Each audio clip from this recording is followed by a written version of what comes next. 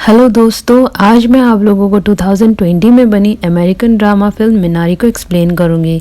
ये film 1980s के south Korean immigrants परिवार के बारे में है जो अपनी बेहतर लाइफ के लिए यूनाइटेड स्टेट्स के अरकानसा नाम के बस्ती जैसे गांव में रहने की एडजस्ट करते हैं। कहानी के शुरू में हम जैकब की फैमिली को गाड़ी में सफर करते हुए देखते हैं। जैकब की फैमिली में उसका बेटा डेविड, बेटी एनी और उसकी पत्नी मोनिका है। वो लोग कैलिफोर्निया से शिफ्ट होकर अरकानसा की एक गांव जैसी जगह पे शिफ्ट हो रहे होते हैं। वहां पहुंचने पे हम देखते हैं कि वहां बड़ा सा एक खाली मैदान है जिसको जैकब ने खरीदी हुई थी। वहां पे उनके रहने के लिए कैरावान भी होता है। जैकब का प्लान ये था कि वहां पे कोरियन फल और सब्जी उगाकर शहर बेच के पैसा कमाए, पर मोनिका के एक्सप्रेशन से ऐसा लग रहा था कि उसे जैकब का आइडिया पसंद नहीं आ रहा है। दूसरे दिन वो लोग बच्चों को लेकर हैचरी की तरफ काम के लिए निकल पड़ते हैं। वहां पे उनको मुर्गी के मेल फीमेल चूजों को सेपरेट करना होता है। डेविड अपने बाबा को ऊपर से आए धुएं के बारे में पूछता है।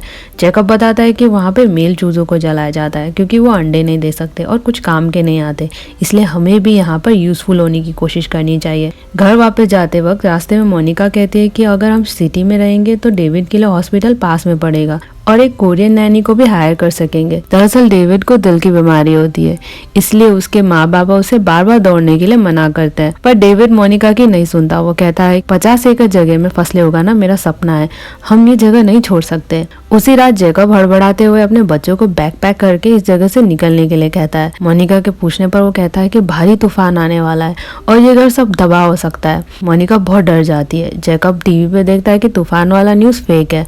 जैकब राहत की सांस लेता है, पर मोनिका बहुत गुस्सा करती है। वो कहती है कि तुम्हारा आइडिया यहाँ पे रहना बिल्कुल गलत है, हमें यहाँ नहीं रहना चाहिए बच्चों के भविष्य के लिए। वैसे भी तुमने बहुत सारा पैसा खर्च कर दिया है वो जमीन के लिए। पर जैकब नहीं सुनता। वो कहता है कि मैंने अपना 10 साल उन चूजों के बट देकर बिताए हैं और अब मैं आगे ये नहीं कर सकता। उन दोनों में बहुत बड़ा झगड़ा होता है। अगली सुबह मोनिका बच्चों को बताती है कि हम दोनों ने डिसाइड किया है कि तुम लोगों की देखभाल करने के लिए मेरी माँ आएगी। अगले सीन में एक आदमी जैकब के खेत में से पानी पता लगाने का $300 का कहता है, पर जैकब मना कर देता है और खुद अपने आप एक जगह से गड्ढा खोदकर पानी निकालता है। वो डेविड को कहता है कि अगर हम अपना दिमाग यूज कर सकते हैं तो दूसरों को पैसा देकर क्यों पैसा वेस्ट करें। जैकब एक वेंडर भी फिक्स कर लेता है जो उसकी सारी सब्जियां खरीदने के लिए तैयार होता है। जैकब के साथ एक रिटायर्ड कोरियन सोल्जर जिसका नाम पॉल होता है काम करने के लिए शामिल हो जाता है। जैकब अपने फार्म में काम करना स्टार्ट कर देता है। उसकी बेटी एनी उसे पूछती है कि कोरियन सब्जियां ही क्यों, अमेरिकन सब्जियां क्यों नहीं। जैकब बताता है कि हर साल अमेरिका में 30,000 कोरियंस माइग्रेट होते हैं और वो लोग यहाँ की कोरियन सब्जियां बिल्कुल पसंद करेंगे, जिसकी वजह से हम पैसा कमा सकते हैं। कुछ दिन बाद मोनिका की माँ सुंजा कोरिया से ट्रैवल करके अरकानसा पहुंचती है। मोनिका अपनी माँ को देखकर बहुत इमोशनल हो जाती है। सुंजा डेविड को कोरिया से लाई एक प्रकार की जड़ी बूटी टाइप के काढ़ा को पीने के लिए देती है। डेविड ऐसे तैसे पी लेता है और सुंजा को अब से ऐसा काढ़ा कभी नहीं लाने को कहता है। सुंजा डेविड के साथ रूम शेयर करती है। डेविड को यह आइडिया बिल्कुल पसंद नहीं था। अगली सुबह जब मोनिका और जैकब काम पे चले जाते हैं, सुंजा दोनों बच्चों को जंगल की छोटी नदी की ओर ले जाती है। वहाँ पे वो अपने कोरिया से लाई मिनारी, जो कि एक प्रकार के कोरियन हर्ब्स को कहते हैं, उसके बीज को एक जगह पे उगने के लिए गाड़ देती है। एक दोपहर जैकब मोनिका को कहता है कि तुम्हें यहाँ बहुत अकेला महसूस हो रहा होगा, हमें चर्च चलना चाहिए। मोनिका ये सुनकर बहुत खुश हो जाती है और सब लोग चर्च चलते हैं। वहाँ पे डेविड और एनी और बच्चों से घुल मिल जाते हैं। घर आकर डेविड सुंजा को कहता है कि तुम और नानी जैसी नहीं हो, क्योंकि नानी लोग आदमियों जैसे कच्छे नहीं लगाती, गाली नहीं देती, कुकीज बेक करती हैं। उसकी बात सुनकर सुंजा को बहुत हंसी आती है और उसे पीने के लिए पानी लाने को कहती है। डेविड एक बॉल में टॉयलेट करके सुंजा को पीने के लिए देता है, जिसकी वजह से उसे जैकब पनिश करता है और बाहर से पीटने के लिए डंडा लाने के लिए कहता है। डेविड बाहर जाता है और वहां से पतला डंडा लेके आता है। ये देखकर सुंजा हंसकर उसे बहुत प्यार करती है। अब बहुत दिन बीत जाते हैं। मोनिका हैचरी में काम जारी रखती है। जैकब की सब्जियां भी काफी अच्छे से उग चुकी थी, पर जैकब को पता चलता है कि उसके खेत का पानी सूख चुका है। उसे अपना फार्म बचाना था, इसलिए वो अपने घर का पानी रात को अपने फार्म पे यूज कर देता है। उसकी खेत की सब्जियां वेंडर को डिलीवर करने के लिए रेडी था, पर उसका वेंडर लास्ट मिनट में सारा ऑर्डर कैंसिल कर देता है। इससे जैकब को बहुत बुरा लगता है और वो हैचरी के काम पर वापस लग जाता है। घर पर डेविड ड्रॉर पे से कपड़े निकालते वक्त ड्रॉर उसके पैर पर लग जाती है, जिससे बहुत खून बहता है। सुंजा उसके घाव पर पट्टी कर देती है। बाद में उन्हें पता चलता है कि घर का पानी खत्म हो गया है, तो डेविड और सुंजा मिनारी लगाए हुए जगह से पानी भरकर लाते हैं। जब मोनिका को पता चलता है कि वो डेविड के बारे में चिंता करने लगती है। वो सुंजा से कहती है कि डेविड को दिल की बीमारी है, उसको ये सब काम बहुत भारी पड़ेगा, उसका दिल कभी भी रुक सकता है। ये बात डेविड सुन लेता है और डर के कारण रात को वो सो नहीं पाता। सुंजा उसे अपने साथ सुलाती है और सब ठीक हो जाएगा कहती है। सुबह जब डेविड उठता है वो देखता है कि सुंजा उठ नहीं पा रही है, वो शरीर से पैरालाइज जैसे हो गई है। मोनिका सुंजा को हॉस्पिटल ले जाती है और बच्चों को एक रात के लिए अपने दोस्तों के साथ रहने के लिए कहती है। हॉस्पिटल ले जाने के बाद सुंजा बच जाती है, पर उसके बोलने और चलने में असर बढ़ जाता है। मोनिका पॉल को अपने घर बुलाती है कुछ तंत्र मंत्र करके अपनी माँ को ठीक करने के लिए, क्योंकि पॉल को ये सब आता था।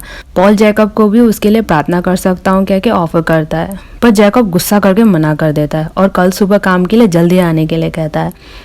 अगली सुबह मोनिका डेविड के चेकअप के लिए सिटी निकलने के लिए रेडी होती है। डेविड और पॉल अपनी सब्जियां बास्केट में रेडी करते हैं ताकि सिटी में किसी वेंडर्स को ढूंढकर इस सैंपल को दिखा सके। सिटी जाकर मोनिका जैकब की सब्जियों के बास्केट देखकर नाराज हो जाती है।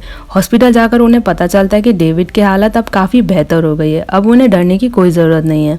उसके बाद जैकब कोरियन शॉप के ऑनर से मिलता है और वो उसकी सब्जियां खरीदने के लिए मान जाता है। जैकब बहुत खुश होता है, पर मोनिका बहुत अपसेट थी। वो कहती है कि हमने डेविड के लिए आए थे, बिजनेस के लिए नहीं। कहीं ना कहीं जैकब भी कहता है कि फैमिली से ज्यादा उसका बिजनेस कहीं हद तक उसके लिए बहुत इंपॉर्टेंट है। बात एक दूसरे से अलग होने पे आ जाती है। घर पर सुंजा अकेली होती है, वो कूड़ा कचरा उठा के जलाने लगती है। तभी एक जली हुई कार्डबोर्ड का टुकड़ा गिर जाता है और सारी जगह फैल जाता है। आग जैकब की सब्जी रखी हुई स्टॉक रूम पे भी फैल जाता है। घर पहुंचकर जैकब आग को देखकर स्टॉक रूम की तरफ दौड़ता है और एक एक करके अपनी सब्जियों की बास्केट बाहर निकालने की कोशिश करता है।